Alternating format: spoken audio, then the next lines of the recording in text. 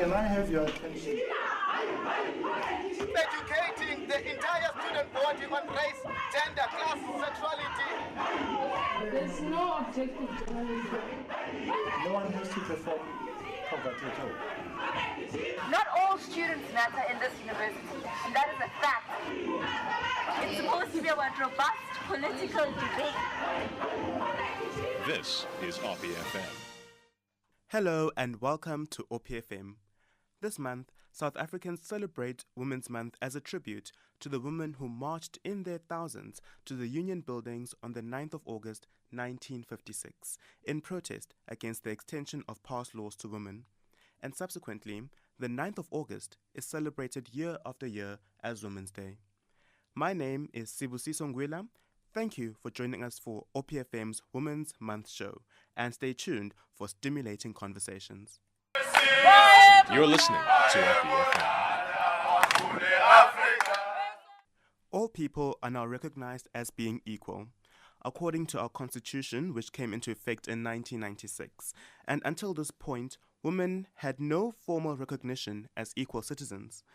The effects of this are ever present in our society, whereby women find themselves hugely disadvantaged when compared to their male counterparts, and because of this, awareness on these issues needs to be raised. Today in studio we have with us Ralethe, who is part of the RU Reference List Task Team, and Maitwana, who is a second-year law and politics student here at Rhodes University. Ria and Bonnie, thank you for joining us today. No problem. Thanks for having us. Thank you. So, Ria, please talk to us generally about the current position which women find themselves in today's society. Well, obviously living in a patriarchal, developing society, and I say developing society because there's so much work that needs to be done in terms of not only seeing, people as equals, but appreciating, the role that women, bring into society, and actually appreciating the value of their work and the value of just their existence. Thank you. Bonnie? It means, for me, looking at my present context, it just means that you can never be at a point where you're at equal standing or a point that allows for people to relate. It's all about, submitting, or rather being less than. And there's a misunderstanding because people don't want to believe in the notion of coexisting and the notion of let's work together and let's exist together. Much like Ria's saying, I feel like she puts it well by saying it's we can never, relate on those sort of terms. And so it's challenging in that sense because, even in many corporate fields, the man needs to lead. Then the woman comes just below. She's a secretary or she's just the candidate attorney just below him. Yeah. Thank you very much. You both raised really interesting points, and you are going to discuss those in further detail as we go on with the show. And now, although Women's Month is commemorated every year, it is simply not sufficient in terms of dealing with the issues women are faced with. OppiFM journalist Stuart Wilson took to the streets to question members of the Rhodes University community on how they perceived Women's Month as a time to appreciate the women in our society. I think Women's Day should be every day, actually. It's just a day out of the year that we're supposed to acknowledge women. Like, what about the other 364 days? But I guess it just is a day when we take specific time to, appreciate women and what they do in society, which is cool. We should do it more often, but it's cool that we, set a day aside as well. It's not necessarily just to celebrate women. There's still issues that we need to discuss and address, and that's not going to go away just by us celebrating. So Women's Day is often the reminder that women don't have everything they want, and by extension men also kind of suffer. Now there is a bit more discussion opening up, especially after the protests, about what exactly it means to be a woman. I think Women's Day is important because it highlights that women still go through a lot of things because of oppression. We generally need to transform society to make it more of a place that appreciates women and gives women the opportunities that they deserve. It should be focusing more on what are the issues that are surrounding being a woman, you know. Everyone should actually be looking towards Women's Day as a day in which that they should be helping out in terms of like feminist struggles and like pushing forward towards greater equality. Riam, the RU reference-less protest, which ensued here at the Rhodes University campus, could be regarded as a reflection of the way in which women have to contend with extremely high rates of sexual violence. Please give us your view on this. Yes, it's very, like you said, exactly like you said. It's also just showing on how not seriously issues that are facing women are taken, besides it being in the context of the law and context of South Africa in general. But if you look at it within our own society, the students, political students, society, you see that RU reference list did not have the same domino effect as Fees Must Fall.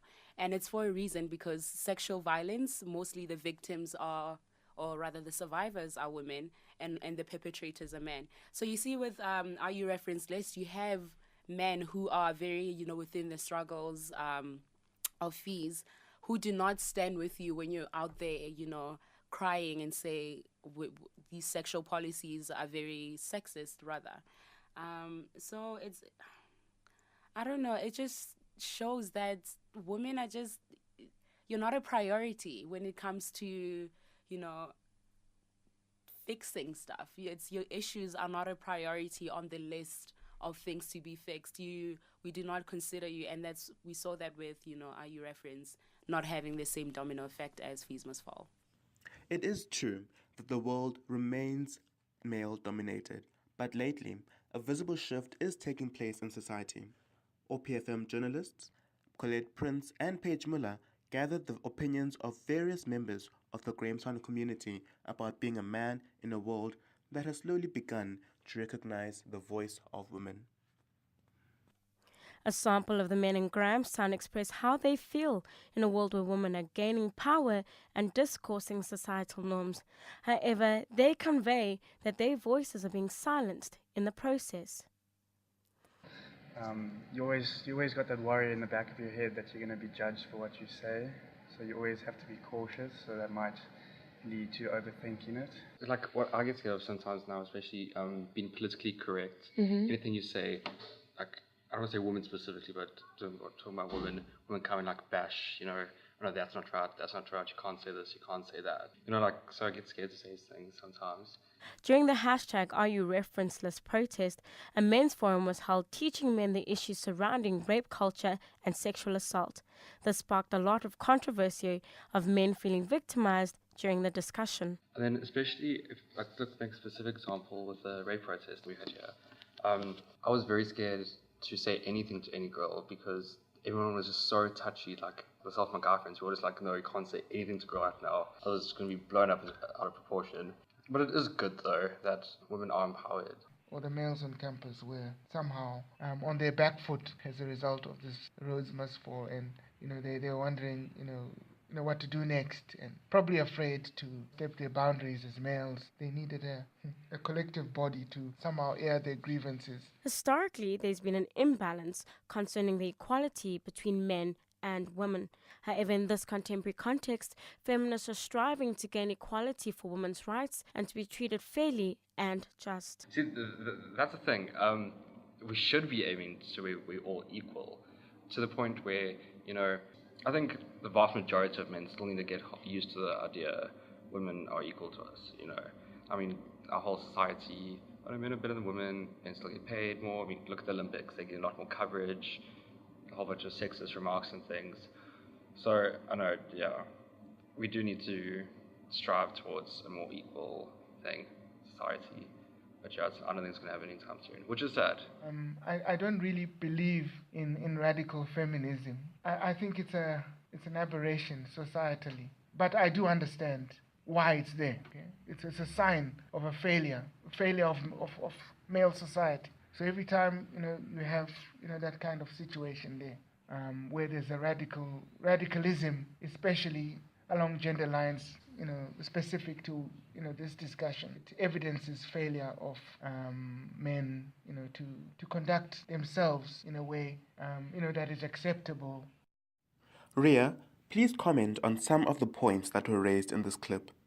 So, the role of the woman right now, I mean, it's in a patriarchal society, you're not really realized as, a person. You're not a person. You're just a woman in relation to someone else, and that someone else is usually a man. So you cannot exist in relation to, a male figure. And that's what patriarchy, it means to be a woman in a patriarchal society. It's like you are put into, you are sage, they tell you that you're a citizen, and as a citizen of the state, you have all these rights that protect you. You have the right to speech, freedom of speech, freedom to your body, freedom to all these amazing things. But in practice, when it comes to actually, meeting theory and practice, it's not, you see that people do not show up for women. So it's not just, we have issues such as sexual assault or homophobia, but we just have, issues of race also and class. And that just makes the issue of inequality more complex than it is. Bonnie, Chapter 2, Section 12 of the Constitution was cited a lot during the protests, and this section essentially affords people the right to exercise control over their bodies, and it commands this right to be respected. But this is far from the case, and the RE reference list protest, they really highlighted that point. So please further explain the significance of this section of the Constitution, because it is obviously it's not being respected, and now as Ria was saying, women, these issues aren't taken as a priority. They aren't taken as something that's serious, that should be taken forward, that should be discussed. So please explain to us the significance of this section of the Constitution, what it actually is saying.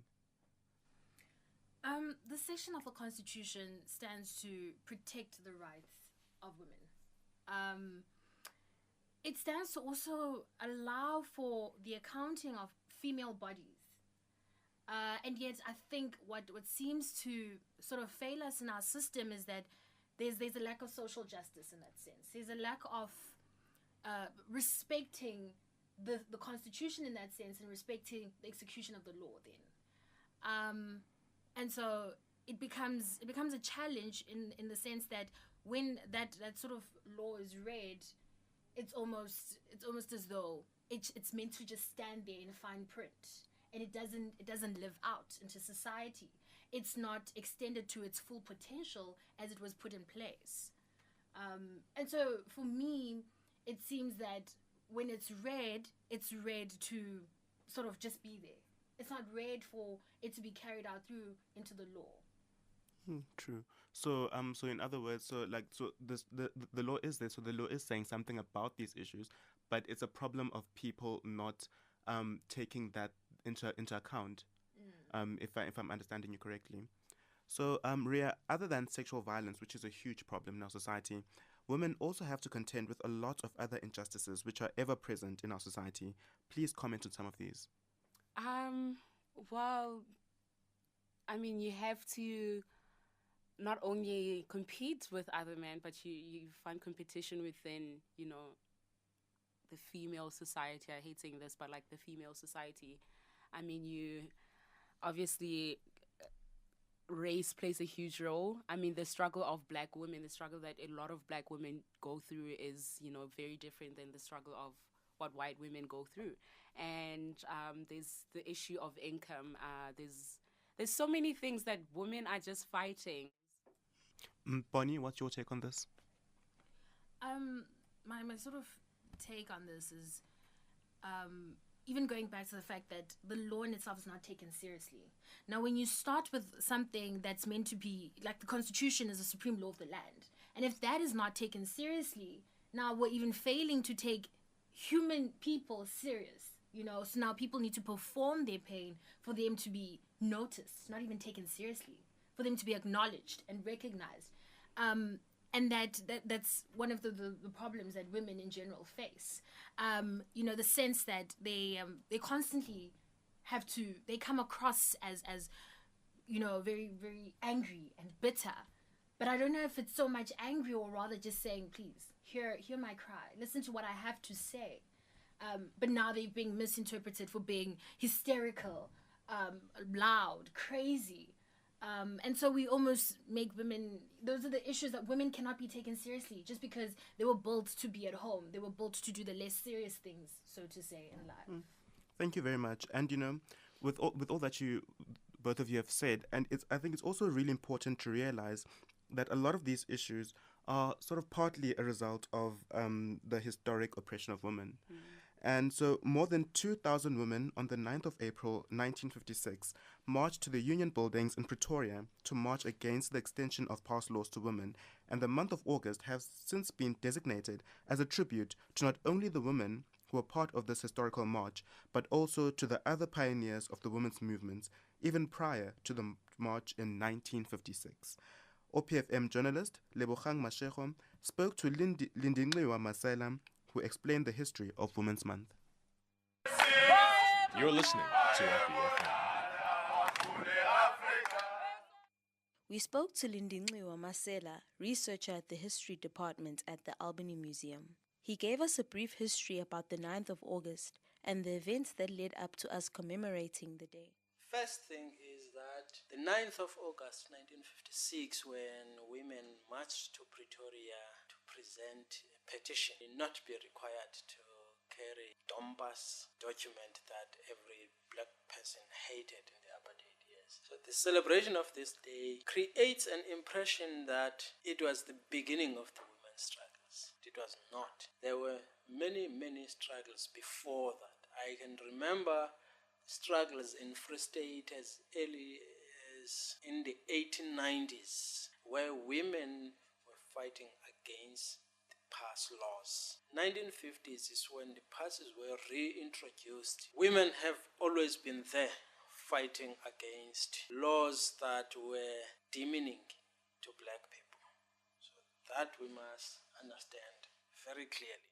Mahlasela speaks on the importance of Women's Month. It's important because one of the effects of colonialism is patriarchy, where women are reduced into just people who must sit at home, not participating in the political life. It highlights the role that women are playing in building the society. Now, in this case, at the political level, everybody knows that it is women who are building communities, building towns, building villages. I mean, who passes heritage from one generation to the other? It's women.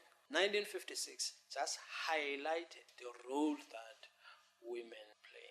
And it's very good because even for people, the victims of patriarchy and people who have been brought up in a way that would make them see women as less than men will know that no, actually they are not less of human being than men. Mahlasela criticizes some of the campaigns around Women's Month and says that they are not doing enough to be innovative in empowering women. Maybe the campaigns that are carried out are not having an impact. I mean, some of the programs that I see during the month of August, I see the corporate, let's say Edgar's donating makeup stuff. So you have in government departments, you have this program where they are making their nails in the name of celebrating women. I'm not sure such things are helping to highlight the issues, the serious matters that women are facing. The current struggles that women are faced with in our society remain persistent. These struggles are caused by a multiplicity of factors which are glaringly present in all spheres of society, and some of these factors are brought to the attention of the general public by movements such as the RU reference list protests.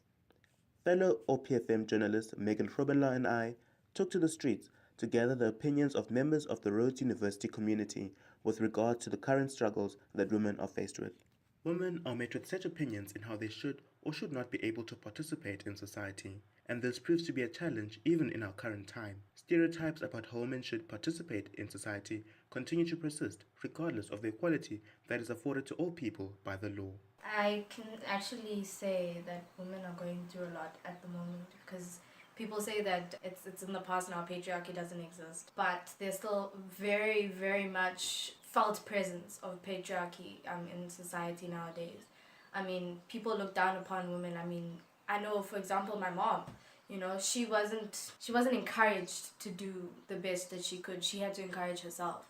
And even with the job application, they'd say before she even went for it, like, oh, are you sure you can do it, you know? And women were not seen to do the best they could. And as referring to now, you know, we have to build our futures. And the main purpose for us is to find independence. And I think the problem with finding independence is the stereotype that we can't rely on ourselves. We need a man. And that's so sad that society puts us in such a position. As for now, like, I know there are a lot of women who just want to prove them wrong. And for instance, I know when I was speaking to a friend of mine, he said that, you know, it's so typical for a woman to be at home and to be cleaning and cooking. And it's not normal for her to be out there doing things like entrepreneurship. You know, you don't get many women who are out there doing business work. But how many women do you see in the entrepreneurial, you know, line? The economy places them last because they find that men are more capable to do things. So it's a struggle because women are really actually put last. And we have to really get our voices out there in order for us to actually say, hey, we're here and we can actually get somewhere, so don't undermine us. The patriarchy remains a structure which is problematic in terms of the recognition of the equality of women in society. And this is not only limited to places such as the work environment, but also in our university spaces in which stereotypes about women and patriarchy ought to be broken down. I think it's mostly the stereotypes about women and the misogyny and the patriarchy. It's a problem because I even experienced stuff like that, like a lot of patriarchy, even in something small as like our dining hall, where a guy went over to a table to speak to one of our friends and he was like, nah, there's not a space for women. OppiFM. Boniswa, Bonnie, sorry. Please elaborate on the issues which women were faced with prior to the present times we're living in, and the structures which were made to put women at an unequal position to their male counterparts. Interestingly, actually, I was at my residence 100th celebration lunch, and talking to the ladies then, they were here. I mean, one of them was here in 1956, one also in 1972. And they were saying back then, they even had secretary courses. And in that class, it was predominantly women. In actual fact, it was just women. And when you go to the IT classes, it was predominantly males. And now you can see that even from then, women were already set up as, listen, you can only do the minimum. And even then, even these classes, when they were describing, they're more about learning to type, not so much learning the content of what they're typing. So there's a sense that from the beginning, women were not set up to learn. They were not set up to be educated or even given the chance to want to spur themselves onto greater heights. They almost have to be, do the minimal tasks. If it is that they file papers, they sort of hand in things or make coffee, but not deal with the big things that males seem to do. They were the big brains. They were the people that sort of come up with, the very big things. And so women have always sort of been the people that are just given the smaller things. Interestingly, someone said, it was a man who came up with making pads. And someone said, but that's a woman's issue. And they said, well, you never know. There was probably, his wife probably came up with the suggestion and he brought it forward. And so once again, women are not being acknowledged for the things that they come up with. They're just sort of the slight voice behind. So they're very dissolved. I think women have done so much in the past, but their voices have been dissolved, and no one cares to allow them to play a significant role. Thank you very much, Bonnie. Very, very, very interesting insights which you brought up there. And folks, that's all we have time for. A big thank you to Ria, member of the RE Reference List Task Team, and Bonnie, second-year law and politics student here at Rhodes University. We are also hugely thankful to all our listeners and all those who have made this show possible. My name is Sibusiso Ngwila, and from all of us here at OppiFM, please join us next time for another stimulating conversation. Can I have your attention? Educating the entire student body on race, gender, class, sexuality. There's no objective journalism. No one has to perform poverty at all. Not all students matter in this university, and that is a fact. It's supposed to be about robust political debate. This is OppiFM.